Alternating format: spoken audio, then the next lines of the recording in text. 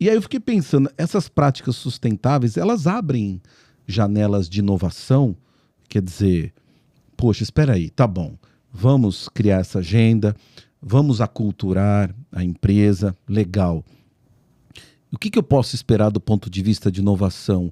Será que dá para a gente sair de um outro lado, pensando em algo que a gente não pensava antes? Como que você vê isso, Ale? Eu tenho visto a inovação como uma forma de você engajar, inclusive, as equipes, os times dentro das organizações. A garotada gosta. A garotada gosta. Os times gostam de olhar para dentro de si. Né? Porque a gente sempre fala, quando faz trabalho de implementação dessas práticas e de repensar o modelo do negócio, acho que a primeira coisa é olhar para dentro, né? Dizer, bom, o que eu faço? Quais as externalidades que eu produzo? O que de bom e o que de ruim eu estou deixando por aí?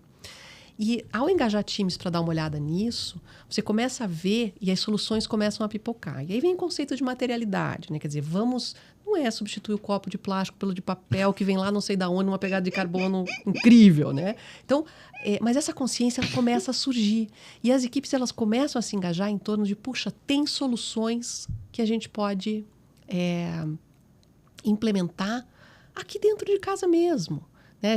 Eu tenho um exemplo que a gente usa, eu sou sócia de uma instituição educacional. Que legal. Como que chama? Opera Education. Eu quero ouvir sobre, viu? Depois te conto mais um pouquinho dela. Mas a gente tem um exemplo que a gente usa lá, a gente tem um fio condutor. Na Opera a gente trabalha com a formação das lideranças e da transformação cultural dentro das organizações. É fácil fazer, não? Tranquilo. Você entra hoje e sai amanhã, tudo transformado. Coisa fácil, exato. Coisa de minutos. Assim. Mas esse processo todo, ele tem, a gente sempre fala, né, tem N etapas, né? Mas essa etapa inicial de conscientização são ali umas 20 horas, mais ou menos, de curso, encontros e tal. E tem um fio condutor que é dado por uma determinada empresa, que está localizada em Portugal, numa região muito bacana, e que é a Casa Mendes Gonçalves. E essa é uma instituição que leva muito a sério a questão da sustentabilidade.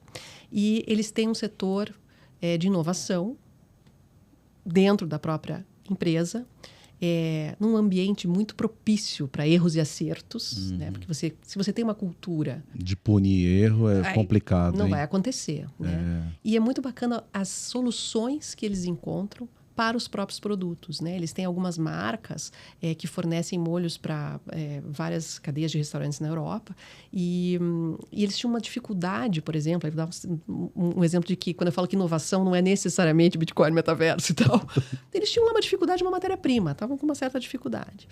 E nesse laboratório, eles começaram a revisitar alguns rejeitos que eles tinham da produção e descobriram que a matéria-prima estava dentro de casa. Que isso? Conseguiram descobrir que a partir de uma casquinha ali de uma determinada pimenta, eles conseguiam extrair um pó e produzir um novo item. Ou seja, olha, eu não tenho pegada de carbono porque não saiu de dentro da empresa, tudo foi feito ali dentro.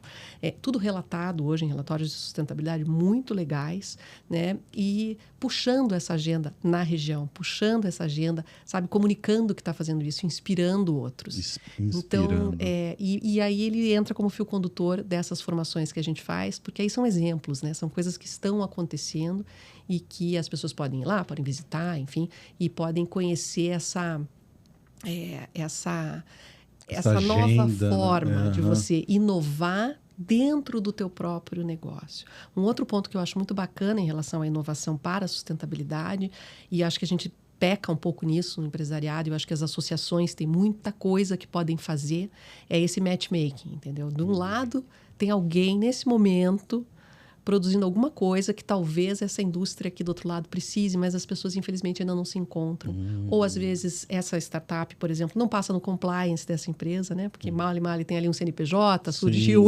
tudo ali, correndo. Então, né? Não tem ainda condições de ser fornecedor de uma grande empresa. Então, às vezes, a gente perde um pouco esse timing, né? E aí a grande organização acaba tentando criar uma área de inovação e etc., quando muitas vezes seria mais fácil ela ter um fornecedor ou investir no desenvolvimento, né, de alguma solução inovadora para a sustentabilidade. Né? Eu acho que hoje os grandes administradores de fundos, quem vê as questões de investimento em tecnologia, sabe que os futuros unicórnios aí serão empresas de busca, de entrega de comida, né? Ou de relacionamentos Quer dizer, isso de já redes sociais. foi, Isso né? já foi.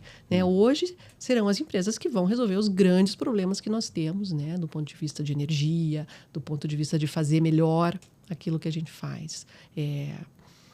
De maneira inovadora. Então, com você vê sustentabilidade. isso que você está falando, é tão interessante, porque às vezes eu fico pensando assim, Porto Seguro, né, uma grande seguradora. Poxa vida, talvez não era para o Waze ser deles, né? Porque é uma coisa bem próxima ali. Uhum. E aí você começa a pensar nessas empresas que são extremamente disruptivas e que inovaram e tudo bem, ok? Uhum. Poxa, estava tão perto de algumas empresas e elas não conseguiram enxergar isso. Você acha que é por falta de uma cultura de inovação, de ficar buscando, assim, eu não sei, eu vejo a inovação muito como água, ela entra nas brechas, né? Onde você menos imagina, desceu ali, foi e fala, meu Deus, Mercado Livre, uma das maiores inovações que eles fizeram foi quando eles possibilitaram tanto a pessoa que está fazendo a entrega, né? Então você foi lá, comprou um produto XPTO, e aí você ia remeter pro seu comprador, seu cliente, e você já conseguia imprimir tudo e colocar dentro da caixa e levar no correio, já despachar e não pagar nada. Se você pensar, está falando de um processo, né? Simplesmente que Sim. eles digitalizaram, colocaram na plataforma. Lógico, teve uma parceria com os Correios, mas é uma coisa que não é, vamos reinventar a roda. Você acha que, de repente, falta um pouco desse olhar e se isso é mais cultural, é mais, enfim... Eu acho que é cultural. Tá. Eu acho que é cultural e é cultura do ambiente, entende? Uhum. É você...